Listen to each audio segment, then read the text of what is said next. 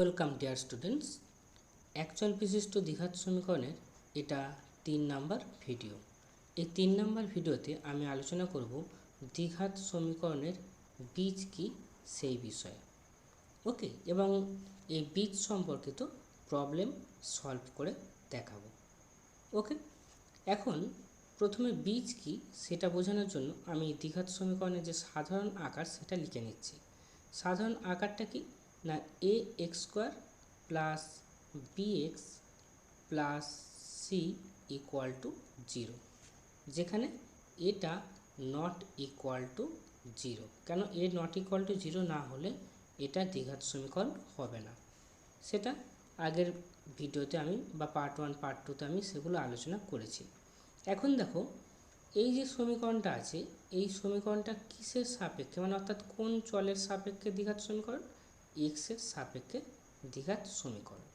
ওকে, তাহলে এই যে সমীকরণটা আছে এই সমীকরণটা সমাধান করলে আমরা এক্সের দুটি মান পাবো, এক্সের দুটি মান পাবো। ওকে, তাহলে এক্সের যে মানগুলো পাবো সেইগুলোকে বলা হবে এই দ্বিঘাত সমীকরণটার বীজ।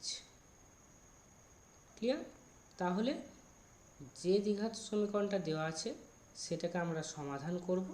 সমাধান করে যে চলের সাপেক্ষে সমীকরণ দ্বিঘাত সমীকরণ, অর্থাৎ এখানে এক্স চলের সাপেক্ষে দ্বিঘাত সমীকরণ, তাহলে এক্সের দুটো মান পাচ্ছি, এই দুটো মানকেই বলা হবে কি এই যে দ্বিঘাত সমীকরণটা সেই দ্বিঘাত সমীকরণের বীজ।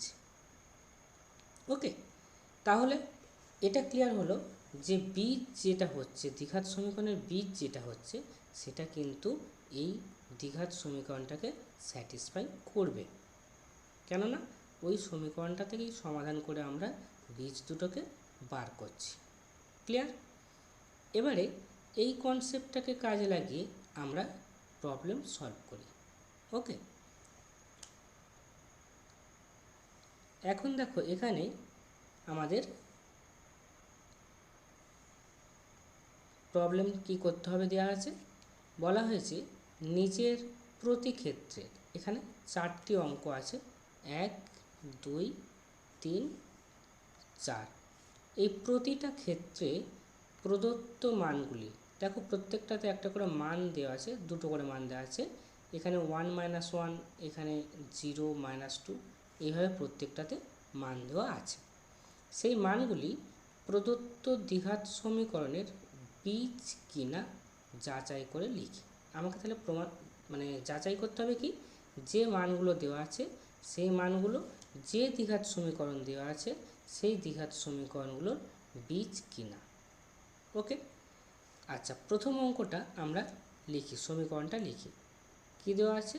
X square plus x plus 1 equal to 0। এখন আমি পরীক্ষায় তোমরা কিভাবে অ্যান্সারটা লিখবে পুরো সেরকম ডিটেলসে আমি একটা অঙ্ক করে দেখাচ্ছি। ওকে, তা প্রথমে কি করব, আমরা যে সমীকরণটা দেওয়া আছে সেই সমীকরণটাকে একটা নাম্বার দিয়ে দেব। ওকে, এখন দেখো এই যে লেফট হ্যান্ড সাইডটা আছে সমীকরণের লেফট হ্যান্ড সাইড বা বামপক্ষ, সেই বামপক্ষে প্রথমে আমি এক্সের জায়গায় 1টা বসাবো। ওকে, তাহলে দেখো কি করছি, left hand side L H S of 1 মানে 1 নম্বর সমীকরণ। সেই সমীকরণে কি করছি, এক্সের জায়গায় 1 বসাচ্ছি। তাহলে এক্সের জায়গায় 1 বসালে এটা এক্স স্কোয়ার আছে, তাহলে এখানে 1 বসালে 1 স্কোয়ার প্লাস এখানে এক্সের জায়গায় 1 বসালে 1 প্লাস 1। ওকে, ইকুয়াল টু কত আসছে, ইকুয়াল টু 1 স্কোয়ার মানে 1 প্লাস 1 প্লাস 1 ইকুয়াল টু কত, প্লাস 1। তাহলে ইকুয়াল টু কত, 1 প্লাস 1 প্লাস 1 ইকুয়াল টু 3। এখন দেখো আমার লেফট হ্যান্ড সাইডটাতে, সমীকরণের লেফট হ্যান্ড সাইডটাতে আমি এক্সের জায়গায় 1 বসালাম, বসিয়ে ক্যালকুলেশান করলাম, করে দেখলাম যে 3 আসছে, যেটা কি না not equal to right hand side of 1, মানে 1 নম্বর যে সমীকরণটা আমি নিয়েছিলাম সেই 1 নম্বর সমীকরণের বাঁদিকে এক্সের জায়গায় আমি 1 বসালাম, বসিয়ে দেখলাম যে সেটা 3 এসেছে, সেটা 0 আসেনি, অর্থাৎ সেটা রাইট হ্যান্ড সাইডের সঙ্গে সমান হচ্ছে না। তাহলে আমি বলবো যে এই যে x = 1 যেটা আমি নিয়েছি, অর্থাৎ এই ওয়ানটা এই যে দ্বিঘাত সমীকরণটা তার বীজ নয়। তাহলে আমি অ্যান্সার লিখে দেবো যে অতএব 1x² + x + 1 = 0 সমীকরণের বীজ নয়। ক্লিয়ার? একইভাবে -1টা বসাবো। এই যে সমীকরণটা দেওয়া আছে 1 নম্বর সমীকরণ আমি নাম দিয়েছি তার লেফট হ্যান্ড সাইডে। তাহলে লেফট হ্যান্ড সাইডে দেখো -1 বসাচ্ছি। বসালে কত আসবে দেখো, এই এক্সের জায়গায় -1, তাহলে -1 তার স্কোয়ার প্লাস এক্সের জায়গায় হচ্ছে কি, এখানে আমি লিখেছি এক্সের জায়গায় হচ্ছে -1 প্লাস 1 হয়েছে, ইকুয়াল টু কত, -1 স্কোয়ার। -1 স্কোয়ার করলে 1 পাচ্ছি, এটা -1 এটা প্লাস, তাহলে প্লাস মাইনাসে -1 আর প্লাস 1, এখানে +1 -1 কেটে যাচ্ছে, গেলে থাকছে কত, 1। তাহলে 1 এসেছে, কিন্তু আসার কথা কত, আসার কথা হচ্ছে 0। তাহলে 0 আসছে না, তাহলে এটা রাইট হ্যান্ড সাইডের সঙ্গে সমান হচ্ছে না, not equal to right hand side, তাই তো। তাহলে এই -1টাও x = যে -1 বসালাম, এই -1টাও এই দ্বিঘাত সমীকরণটার বীজ নয়। ক্লিয়ার? তাহলে প্রথম অঙ্কটাতে আমি যেটা পেলাম যে 1 আর -1 এরা কোনোটাই এই দ্বিঘাত সমীকরণের বীজ নয়।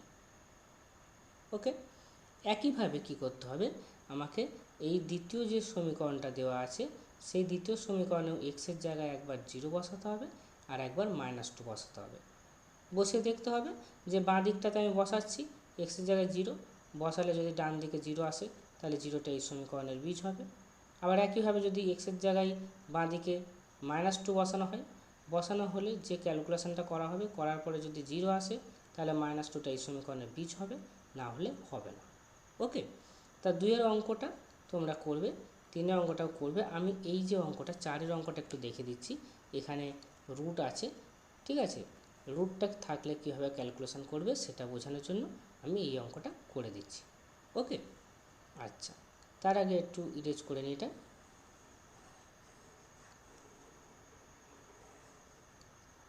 আচ্ছা, এবারে দেখো 4 নম্বর অঙ্কটা, এখানে আমি অঙ্কটাকে একটু তুলে নিই।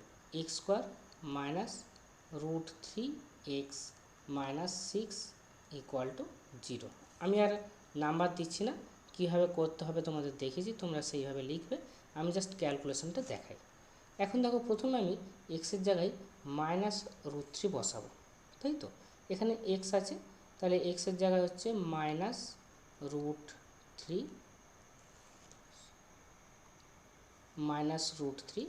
তার স্কোয়ার, -√3 × x -√3 × x, এক্সের জায়গায় কত, -√3 -√3 আর -6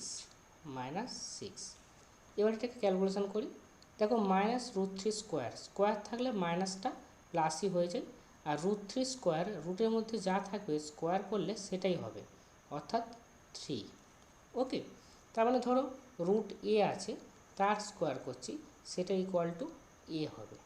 ওকে, এগুলো সবই তোমরা সূচকে শিখেছো, তবু যদি কারোর অসুবিধা হয় বুঝতে আমাকে কমেন্টে জানাবে, আমি ব্যাপারটা ক্লিয়ার করে দেবো। ওকে, এখন তাহলে হচ্ছে কি, মাইনাস থাকলে স্কোয়ার করলে প্লাস হবে, আর √3 স্কোয়ার করলে রুট উঠে গেলে 3 হবে। ওকে, আর এখানে মাইনাস আর মাইনাস হচ্ছে কি, প্লাস হচ্ছে, আর √3 আর √3 গুণ করলে কি হবে, √3 আর √3 গুণ করলে 3 হবে, আর -6, কেন √3 আর √3 অ্যাকচুয়ালি কি, √3 আর √3 মানে √3 স্কোয়ার, আর আমি বলেছি রুট থাকলে স্কোয়ার করলে রুটের ভিতরে যেটা আছে সেটাই হবে, তার মানে হচ্ছে 3। ওকে, তাহলে -√3 আর -√3 গুণ করলে +3 হলো, আর এখানে -6। এবারে 3 + 3 = 6, আর -6 ইকুয়াল টু কত, ইকুয়াল টু 0। তাহলে আমার দেখো, আমি এখানে এই যে সমীকরণটা আছে, এই সমীকরণটার বাঁ দিকে আমি এক্সের জায়গায় কত, -√3 বসালাম। বসানোর পরে আমি কি পেলাম, বসানোর পরে আমি ক্যালকুলেশন করে 0 পেলাম। আর এই যে সমীকরণটা দেওয়া আছে তার ডান দিকে কি 0 আছে, তাহলে এই যে -√3টা এই সমীকরণের একটা বীজ হবে। কেননা বাঁ দিকে আমি এক্সের জায়গায় মানটা বসালাম -√3, বসিয়ে ডান দিকের মানটা পেয়েছি, সুতরাং -√3টা এই সমীকরণের বীজ। ওকে, একইভাবে 2√3 বসাতে হবে। ঠিক আছে, 2√3 বসাও।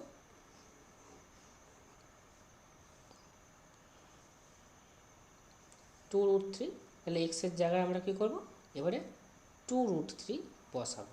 ওকে, তাহলে প্রথমে x², তাহলে x² থাকলে 2√3 তার স্কোয়ার, তারপরে কত -√3x, তাহলে -√3, আর এক্সের জায়গায় কত 2√3, আর কি আছে -6।